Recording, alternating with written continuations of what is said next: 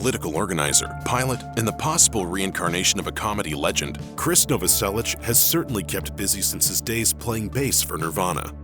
Krist Novoselic spent the bulk of 1980 in Croatia, his parents' place of origin. According to AllMusic, it was there that he discovered bands like the Sex Pistols and the Ramones. Inspired by the punk rock sound, he saved up money and bought a guitar when he returned to the United States. Living in Aberdeen, Washington as a teenager in the mid-1980s, Novoselic's little brother introduced him to a fellow musician named Kurt Cobain. The pair had a lot of friends in common, but mainly bonded over their shared love for punk rock and the local punk band the Melvins in particular. According to Michael Azarid's Come As You Are, the story of Nirvana, Cobain persisted in asking Novoselic to form a band with him, but the latter wasn't interested. He finally acquiesced, but neither member of the band got serious about the project until they learned that the Melvins could command $80 for a gig.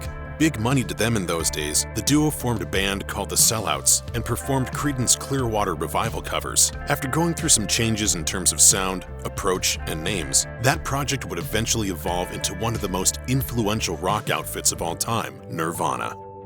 MTV likes to market its annual Video Music Awards as one of the most unpredictable and dangerous nights of the year, an event where the music industry's current best and brightest come out to perform, receive trophies, and act up for the live television cameras. Nirvana happily embraced the event's raucous ethos at the 1992 Video Music Awards, bringing a tough, gritty, and frenetic punk-inspired style to the proceedings. Toward the end of Nirvana's rendition of their hit Lithium, Krist Novoselic tossed his instrument high into the air, a bit that was common, if hazardous, element of his usual stage antics, according to drummer Dave Grohl. Usually, he caught it, but not that night. In front of a packed theater and a live TV audience, Novoselic bobbled the catch, and the bass came down on his face. The blow knocked him to the ground and left him dazed and hobbling around the stage. And afterwards, everyone's coming up to me, "Where's Chris? Where's Chris? Where's Chris?" I'm like, "I don't know, what's wrong?" Dude, he knocked himself out with the bass. Grohl was too busy playing the drums to know what was going on, but when he got backstage, there was already a frenzied search for Novoselic underway. When Grohl finally found his bandmate, the bassist was conscious and seemingly all right. In fact, Grohl found him drinking champagne with Queen guitarist Brian May, one of the presenters of the evening. After the death of frontman Kurt Cobain, Nirvana immediately broke up, as the band's surviving members, Dave Grohl and Krist Novoselic, laid low for a while. The pair opted to focus on their personal lives, rather than trying to figure out their next steps musically. Grohl told Rolling Stone, "Krist and I kept in touch, and we would get together and talk, make sure we were each doing okay." About a year after the dissolution of Nirvana, Grohl launched his follow-up band Foo Fighters. While assembling the group, he reached out to Nirvana's occasional second guitarist, Pat Smear, to participate. Grohl also seriously considered adding Novoselic to the first Foo Fighters lineup. He explained, "We talked about it, and then it just didn't happen. For Krist and I, it would have felt really natural and really great, but for everyone else, it would have been weird. I really would have been under the microscope." Novoselic didn't wind up joining Foo Fighters, and Grohl brought in Nate Mendel, formerly of Sunny Day Real Estate, to handle bass duties instead. Of the former members of Nirvana, Dave Grohl has remained the most prominent musically. While Grohl has fronted Foo Fighters through a dozen albums, Novoselic has also released a slew of music over the decades, mainly with more low-key sounding bands and indie rock collectives. The first of the 5 projects Novoselic has been in after Nirvana was Sweet 75. According to AllMusic, the project formed out of a collaboration between street singer Eva Las Vegas and Novoselic. The group released one self-titled album in 1997. By 2001, Novoselic had moved on to Eyes Adrift, a supergroup which included Kurt Kirkwood of the Meat Puppets and former Sublime drummer Bug Gaw, according to Rolling Stone. Like Sweet 75, Eyes Adrift only recorded one record. According to LA Weekly, Novoselic spent part of the mid-2000s as a replacement member in Flipper, an experimental San Francisco punk band that he'd loved as a teenager. His next project was another supergroup, Filthy Friends, which included members of the Fastbacks, Slater-Kinney, and R.E.M., according to Northwest Music Scene. Most recently, Novoselic has devoted his energies to Giants in the Trees, a band he formed near his home in rural Washington state. Novoselic described this latest outfit's music as forest grunge to Portland Monthly.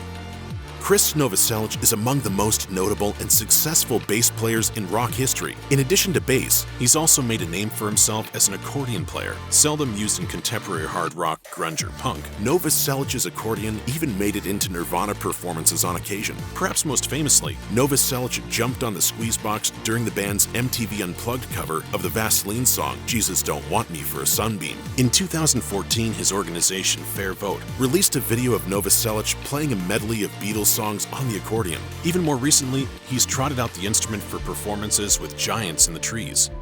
While Dave Grohl and Krist Novoselic mutually decided against joining up to play in Foo Fighters, the two musicians have reunited for a number of projects since. Novoselic contributed to the 2011 Foo Fighters album Wasting Light, and according to NME, the duo collaborated with Paul McCartney for a 2012 benefit concert. That same year, Grohl and Pat Smear also tracked the single Cut Me Some Slack with the former Beatle. We wanted to do a new song, so we wrote and recorded a new song in a day, and it's heavy as When Nirvana was inducted into the Rock and Roll Hall of Fame in 2014, Grohl and Novoselic performed Nirvana songs with guests like Kim Gordon, Annie Clark, and Joan Jett stepping in for the late Kurt Cobain. Beyond those historic reunions, the members of Nirvana still get together privately to play music together nearly 30 years after the official dissolution of the group. Every once in a while, me and Chris and Dave get together and we do play as if we're Nirvana. Not long after the end of Nirvana in the mid-1990s, Krist Novoselic dove headlong into his other passion, politics and community organization. In 1995, he founded and served as president of JAMPAC, or the Joint Artists and Musicians Political Action Committee. Novoselic told MTV News, "It's a political advocacy group for musicians, fans, people who work within the music industry." JAMPAC had numerous supporters who helped raise funds and awareness for economic and social issues facing musicians, particularly music labeling and censorship, in the US and Europe. Some notable contributors to the foundation include Pearl Jam, Sky Cries Mary, Bjork, and Foo Fighters. In 2005, Novoselic joined the board of directors of Fair Vote, an electoral reform organization. Fair Vote seeks to make democratic voting in the U.S. more open, more accessible, and more reflective of the population's beliefs by way of widespread adoption of the ranked choice election style. Novoselic became the organization's chair in 2008. Isn't it better to have a bunch of people to choose from and decide who you like best? We're Americans and we like to have choice. In 2004, Krist Novoselic published his first book, Of Grunge and Government, Let's Fix This Broken Democracy, is a reflective piece about what Novoselic learned about governance and politics after focusing on those subjects in the decade after his run as Nirvana's bassist. The book is partially a memoir of Novoselic's musical and non-musical adult life, but also hones in on what reforms and changes need to happen in the United States to ensure fair, legitimate, and sensible election results. He's especially into the idea of instant runoff elections, finding like-minded cohorts at organizations like the Grunge or the Elks, and harnessing the energy generated by protests into crafting legislation and governmental policies. Novoselic continued to write about political matters as a columnist and blogger for Seattle Weekly, an alternative newspaper from 2007 to 2012. He also contributes think pieces to contemporary outlets online, such as Democracy SOS. Krist Novoselic has actively involved himself in politics, both at a national level with his advocacy and electoral reform organizations, and locally in his home community in Washington state. After decades of political engagement, he supports a wide array of political ideologies. Since his days growing up on the West Coast in the 1980s, Novoselic's political views have largely evolved. Krist told Rolling Stone, "I was politicized in high school. I had an open mind and didn't really care for Reagan. I cut my teeth on radical punk rock. Those were the few anti-Reagan voices at the time, especially if you were in Aberdeen and were 18 years old." Oh my God, lobotomy patients for Reagan! Long associated with liberal causes and viewpoints, it was confusing to some fans when, in 2020, Novoselic expressed support for President Donald Trump and his outspoken behavior during the Black Lives Matter and anti-police brutality protests following the death of George Floyd. In response to the then president's proclamation that he was considering the use of the U.S. Armed Forces to quell protests, Krist wrote on Facebook, "Trump knocked it out of the park with his speech. Most Americans want peace in their communities, and President Trump spoke to this desire." 2 days later, Novoselic clarified his remarks, identifying himself as a, quote, "avowed independent who doesn't support any particular candidate or party." He added, "And it feels insane to have to say this, but I don't support fascism, and I don't support an authoritarian state." At his core, it would seem that Krist Novoselic is as much a family man as he is a musician and political scientist. According to The Olympian, in the early days of Nirvana, Novoselic married rock photographer Shelley Dilley, who he'd been dating since high school. The couple divorced in 1999, and a few years later, Novoselic married an artist with whom he's had several children. According to the Seattle Times, he and his wife settled into a compound in Deep River in southwest Washington state. The location allows the musician to pursue one of his major interests, flying a small airplane. He converted an abandoned creamery near his working farm into a recording studio, not far from his stable of animals, which includes a horse, an alpaca, and a goat. Novoselic is a leader in the local farm-based economy and community, and was elected the master of the Grays River Grange Fraternal Organization, where he leads meetings and organizes service projects.